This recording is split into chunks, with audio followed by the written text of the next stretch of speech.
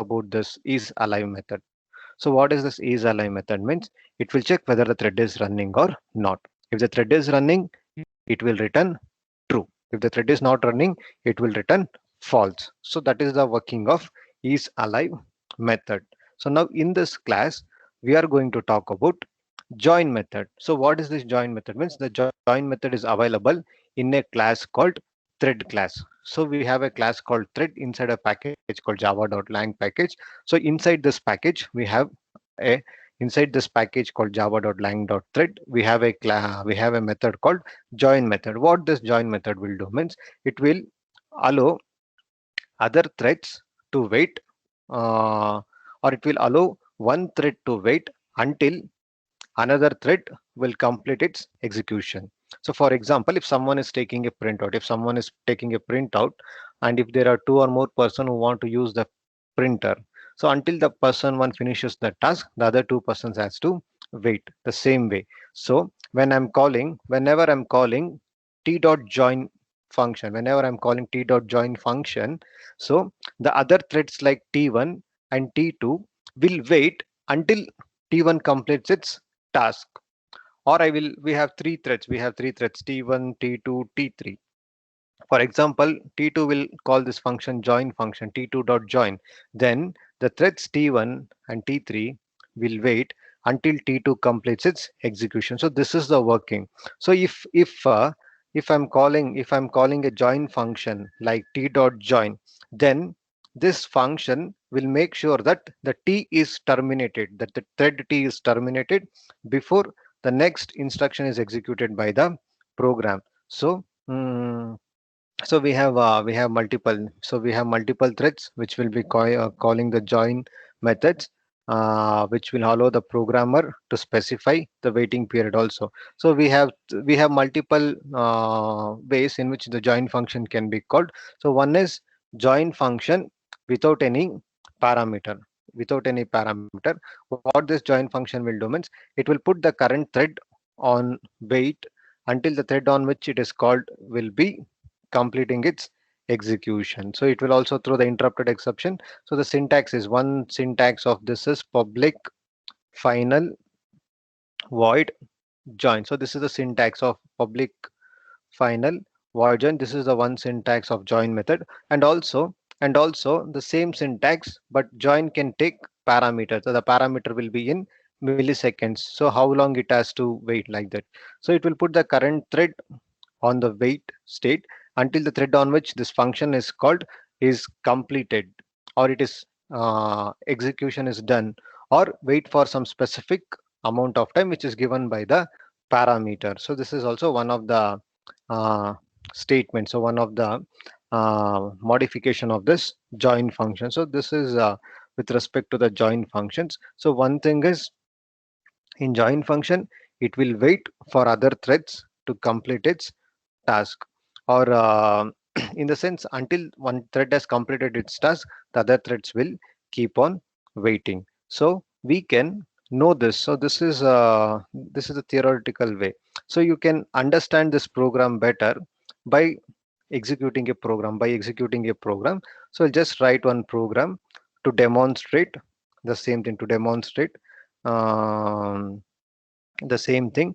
So I'll just write a program. So from the program you can understand it better. So the same function, no? So same function. So I'll just write class demo. Let's write it fast. Class demo extends thread class. So I'll just explain it with another method of thread creation. Thread class. Then we have this thread function.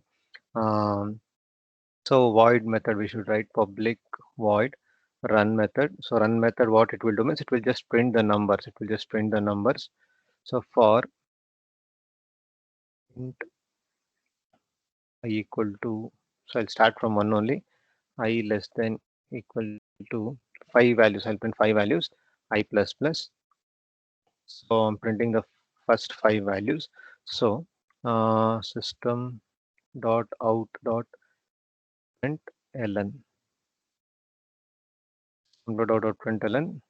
I'm printing I. So what I've written is I am printing the values from 1 to 5. Inside the run method, I'm printing the values from 1 to 5. So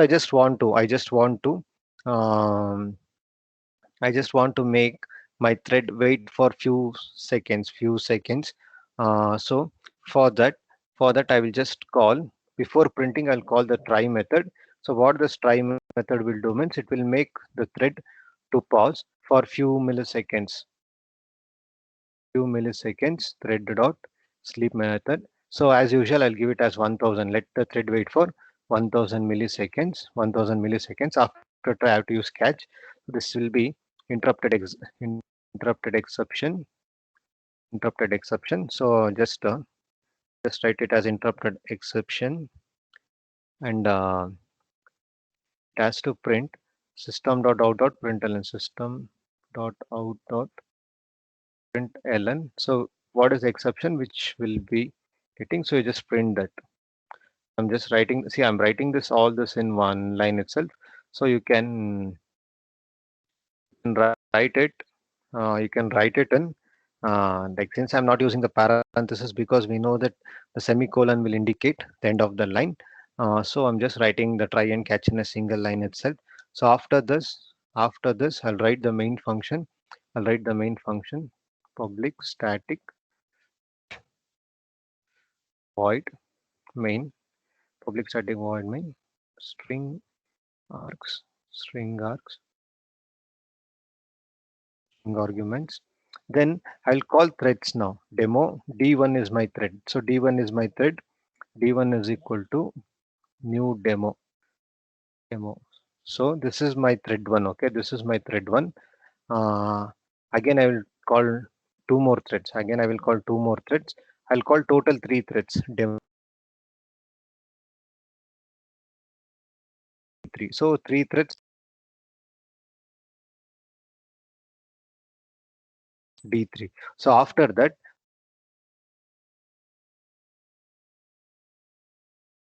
I will call the start method of D1. So D1 dot start. D1 dot start. So once this is done, until D1 is completed, until the thread D1 is completed, I don't want other threads to start executing. Until the D1 is completed, I don't want other threads to start executing. So what I will do, I will call the join method D1 dot join. So now, until D1 is completed, other threads D2 and D3 will not disturb. Until D1 is completed, the other threads will not disturb. So I'll just copy the catch block from here itself.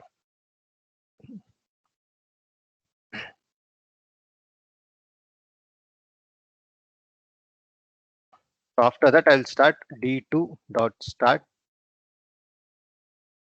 D2 dot start, D3 dot start, D3 dot start. So what I've done means I've created three threads here. See, a simple task. The run method is printing 1 to 5. The run method is printing 1 to 5.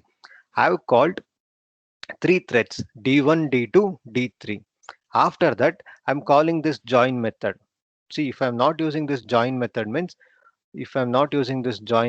you see what will be the output. If I'm not using this join method means,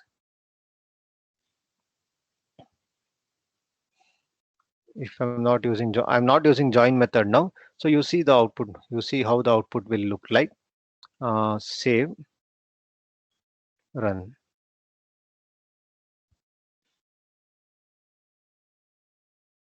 11122233444 That means D1 is printing, D2 is printing, D3 is printing, D1 is printing, D2 is printing, D3 is printing, like that. So the order you cannot predict. So but all the three threads are printing. But but I will use the join method.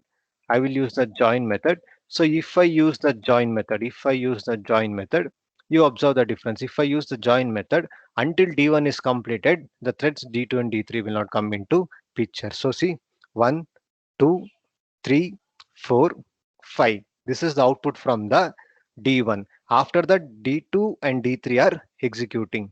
Did you understand this? So is the concept clear?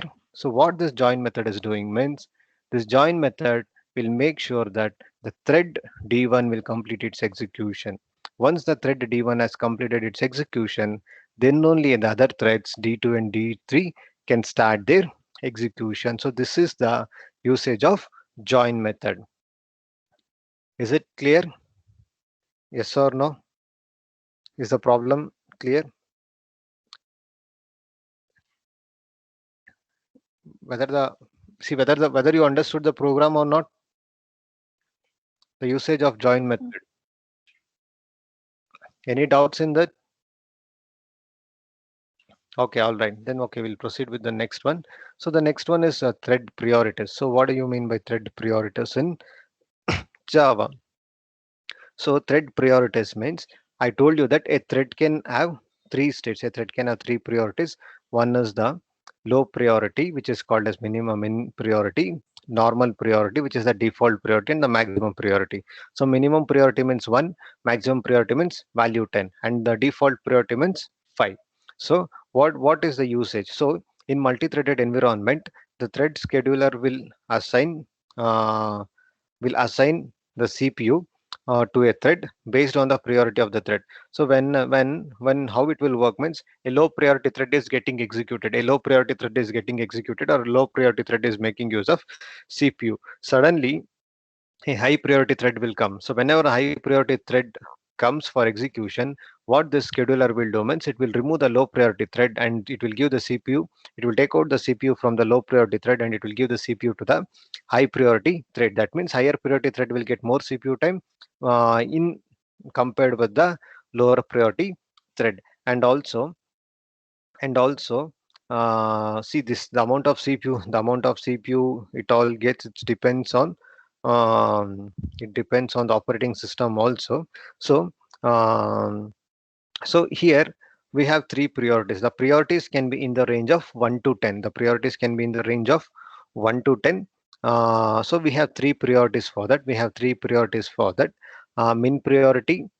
priority, max priority, and normal priority. So min priority means this is the minimum priority which a thread can have. The minimum priority which the thread can have will be 1. Normal priority means it is a default priority. This is a default priority. If you're not giving any priority to a thread, it will have the default priority 5. And maximum priority means the maximum value which you can assign to a thread is 10. So how do you set the priority? We know that we have three priorities: minimum priority, maximum priority, and default priority. How can you set a priority for a thread? So you can give a priority for a thread by using this set priority function. For example, I want to set a priority for a thread called T1. So I can write it as T1 dot set priority. I can write it as T1 dot um, T1 dot set priority and the priority value. I can write it as T1 dot set priority. So for thread T1, I want to give the priority as 7, means I can pass like this. I want to I want to know what is the priority of my thread. If you want to know the what is the priority of the thread, you can use the get priority, like T1 dot get Sir, priority. Yes, sir, yes. screen is lagging, sir. Okay, 1 second, I'll just check.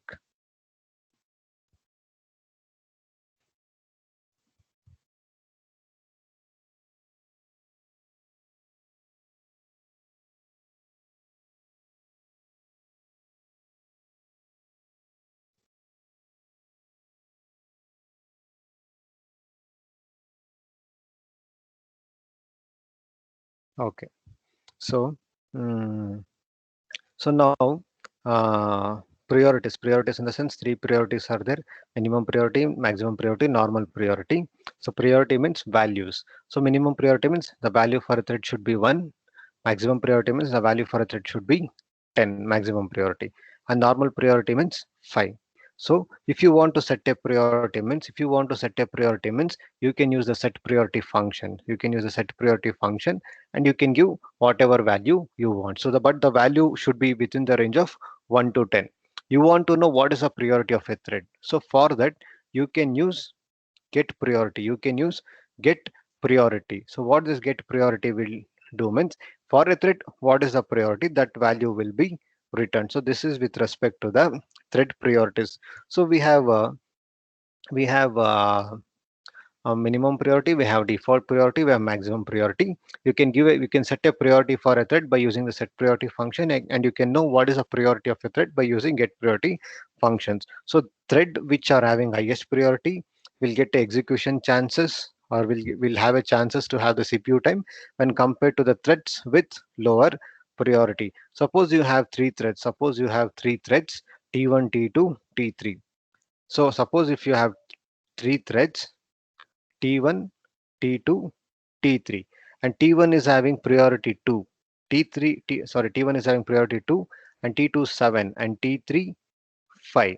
So now T2 is having highest priority. So this will be given CPU when compared to the other threads. So the first thread to be executed, or first thread to be completed, will be the thread T2. After that, control will go to T5, and then and after that the control will go to T3, and later the control will go to T1.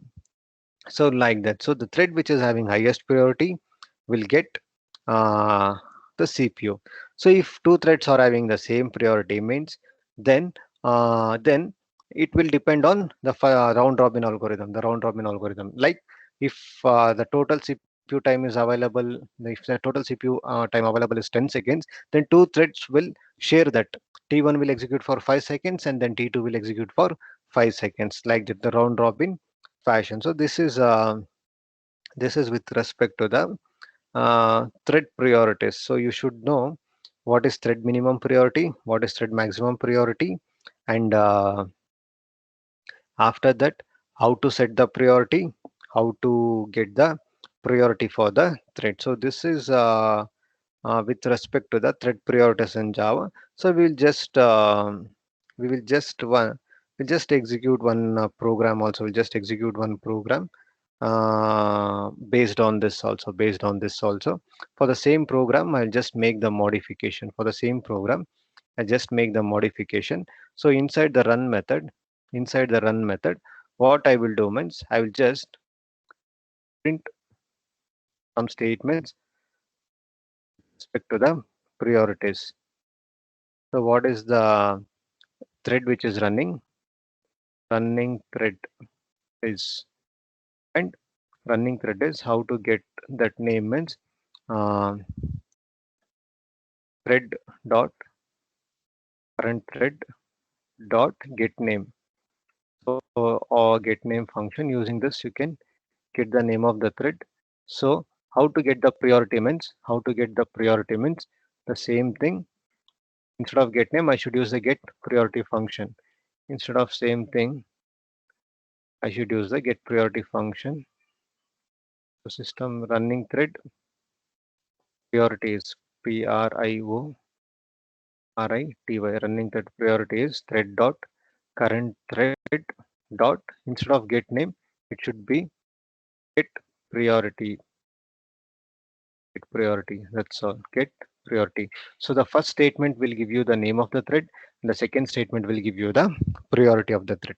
So thread dot current thread means whatever thread is currently executing, for that what is the priority. And the second statement will give you, so get name means it will give you the name of the thread, and get priority means it will give you the priority for the thread. It will give you the priority for the thread. So you are using two functions here. One is the get name to know the name of the thread. Running thread, I'll just take it as running thread name is, and the second one is get priority, which will give you the priority for the thread. So these functions are written inside the run function. So what it is doing means it is getting the um name and the priority. Then we will go to the main function. Now we'll go to the main function. Here main function, we have three threads, no?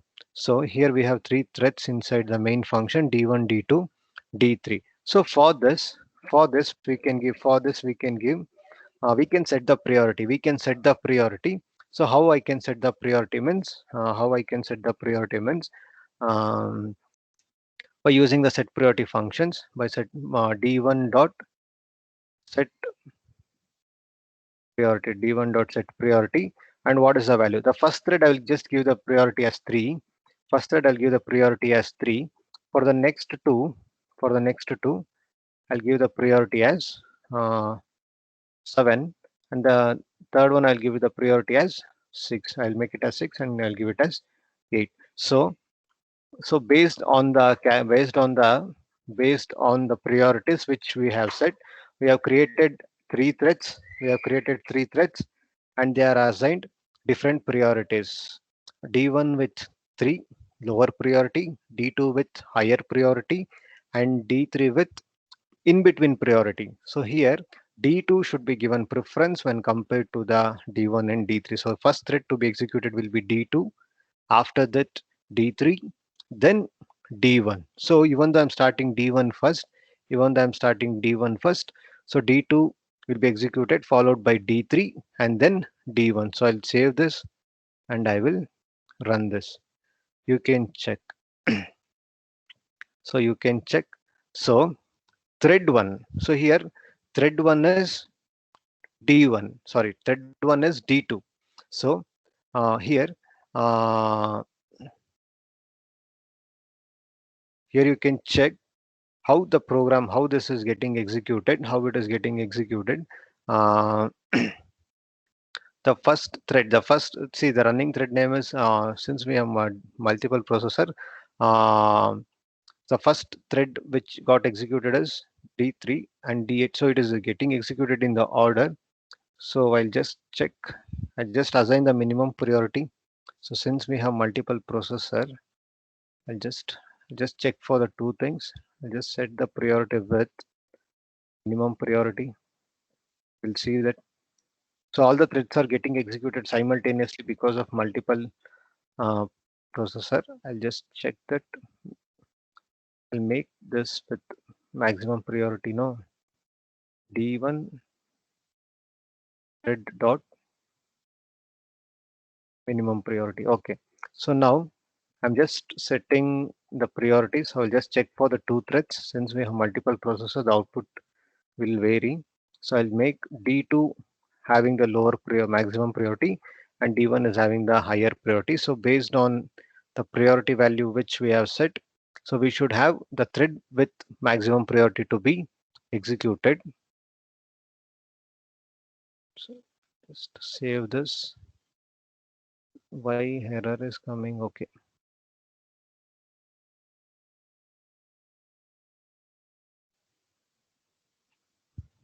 So see here you can see now the one which is getting executed is the one with the higher priority. See, the higher priority thread is getting executed when compared with the thread which is having lower priority. So the first thread to be executed is the one which is having maximum priority, which is having the maximum priority 10, and the second thread to be executed is the one which is having minimum priority. And also we'll try this with D3 also.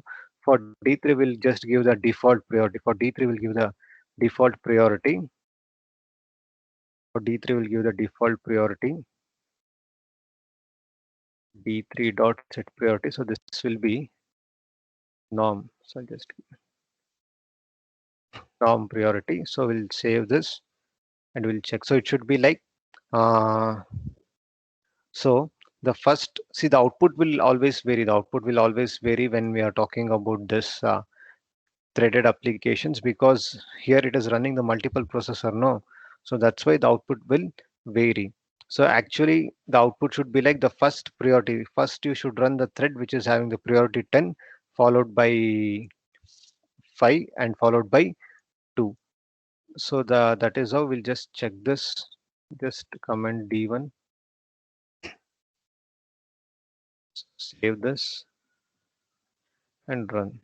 So now it is executing. So it is working for two threads. When it is three thread means uh, the other threads also participating in this process. So you can, we are just giving the example with, you just try with the two examples itself, two thread creations itself.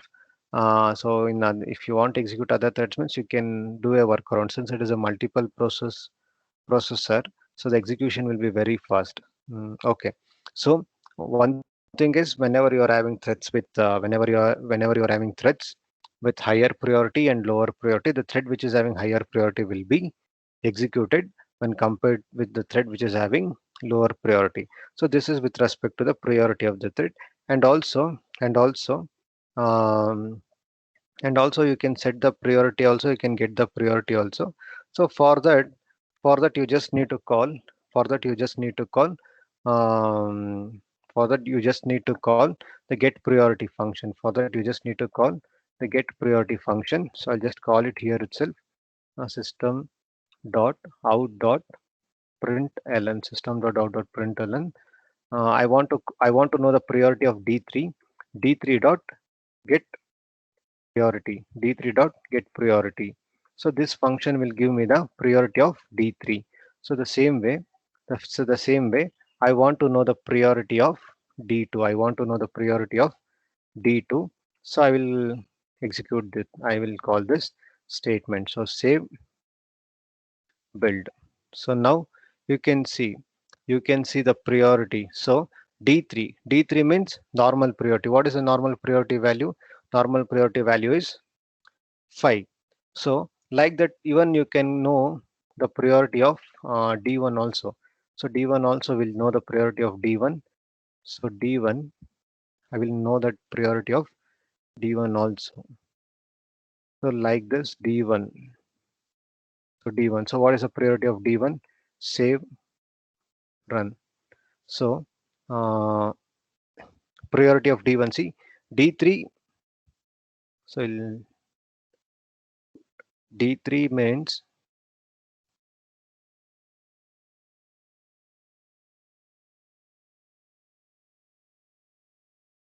okay. So first one is D3. So D3 means normal priority. Normal priority value is 5.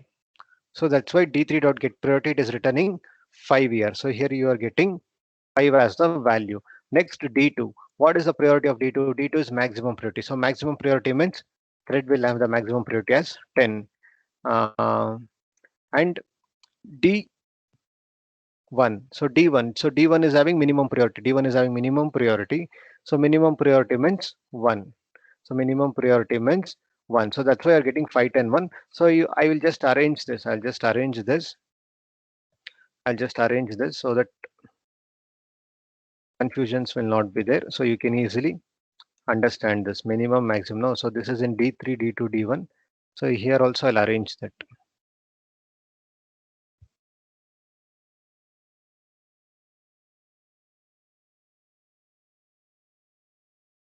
So now you can the calling order is also same. So the calling order is also the name and the thread name is also given the same name. So minimum priority 1. So minimum, first I'm calling minimum priority D1, D2, D3. I'm also calling D1, D2, D3. Minimum priority 1, maximum priority 5, 10, and normal priority 5. So what if I change this to 7? What if I change this to 7? So I'll save this and I'll run this. So here I'll get the priority as 7. So whatever value I'm setting, that value will be returned. So here I will change it to 9. Here I will change it to 6. So the output I'll get it as 697. The output I will get it as 697. So like this, I can change the priority by using the set priority function. I can get the priority by using the get priority function. So this is with respect to the thread priorities in Java. So that priorities in Java. So after this, we have synchronization. So what is synchronization in the sense? Synchronization in the sense, there is a shared resource. There is a shared resource where two or more processes are trying to compete, or where two or more processes are trying to access. So in this, you should have some ordering so that the data will not get corrupted. For example, for example, there is only one place from where you are downloading the files, or I'll just give it as one file is there where you are writing some value. So actually the value, it is 10. So I have updated. There are three process, P1, P2, P3. So there should be a communication or control mechanism for accessing this resource. Why? Because see, the P1 will go and write 10 here. So now the latest value is 10. So when when you're not controlling a mechanism to access this, while P3 is reading this value of 10, P2 can come and make this value as 15, make this value as 15. Now the latest value is 15, but P3 will be reading 10. So there it will result in data inconsistency. The actual value is different when compared to the value P3 is reading. So whenever two or more threads are trying to access a shared resource, we should ensure that only one thread can use the shared resource. So when P3 is reading, we should make sure that the P1 will not go and update the data, or when P2 is updating the data, the P3 has to wait until the updation is done, like that. So this we will call it as synchronization. So we need to control the way in which threads can access the shared resource. So only one thread can uh, use the resource at a time. So this process is known as synchronization. So how synchronization is achieved in Java means the synchronization is achieved through the concept of monitor. Monitor is also known as semaphore. So what is this monitor means? It's an object which will contain a lock. It will contain a lock. So only one thread can contain, or it can own one monitor at a time. So when the thread acquires a lock, so it is said that the thread has entered inside the monitor. So all other threads who want to enter the monitor, they have to wait. They have to wait until the first thread completes the execution. So other threads will be waiting for the monitor. So the thread which contains the monitor can access the shared resource. So this is also, this thing is done with the help of synchronization. So we have two things. One is a usage of synchronized method and the synchronized keyword. So which we will tell it, which I will discuss in the upcoming classes. So here synchronization means one shared resource is there. See, it's like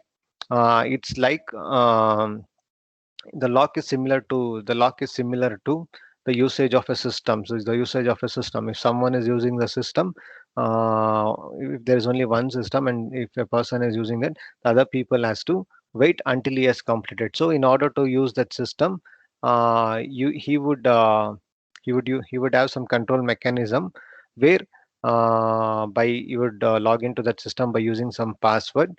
So at when he's using that system, the other people should wait for that process. So that is one thing which I just wanted to share here. So just synchronization means how you can control accessing to the shared resources. So synchronization will make sure that only one thread will access the shared resource at any point of time, and all other threads who are trying to access the shared resource will wait. So this is a few, this is the introduction to synchronization. The rest of the concepts like synchronized method, synchronized log, all those things we'll see in the next classes. Okay, fine.